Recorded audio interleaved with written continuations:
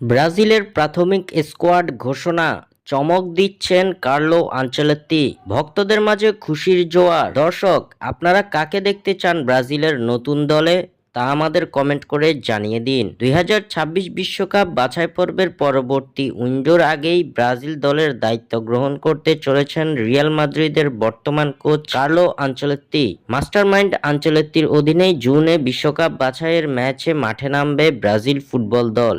এদিকে সময়টা অনুকূলে নেই সেলেসাওদের।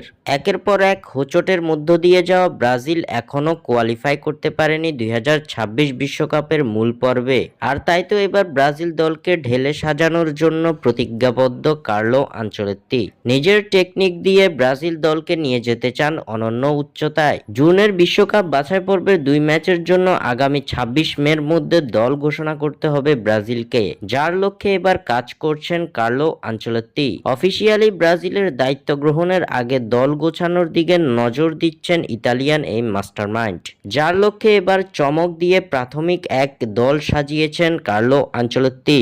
যেই দলের আংশিক তালিকা প্রকাশ করেছে টিএনটি স্পোর্টস ব্রাজিল সহ একাধিক সংবাদ মাধ্যম। টিএনটি স্পোর্টস ব্রাজিলের প্রতিবেদনে বলা হয়েছে, এই প্রাথমিক তালিকায় ফ্লামেঙ্গো থেকে 6 জন খেলোয়াড়, সান্তোসের 1 জন ফরওয়ার্ড এবং সাও পাওলো থেকে আছেন 1 জন মিডফিল্ডার।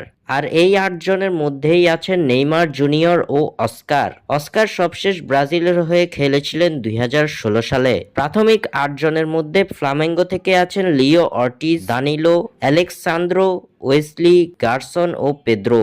সান্তোস থেকে আছেন নেইমার এবং সাও পাওলো থেকে স্কোয়াডে আসছেন অস্কার। দীর্ঘ 8 বছর পর ব্রাজিল দলে আবারও দেখা যাবে নেইমার ও অস্কার জুটি। স্বাক্ষর থেকে সাদবিন ইসলাম।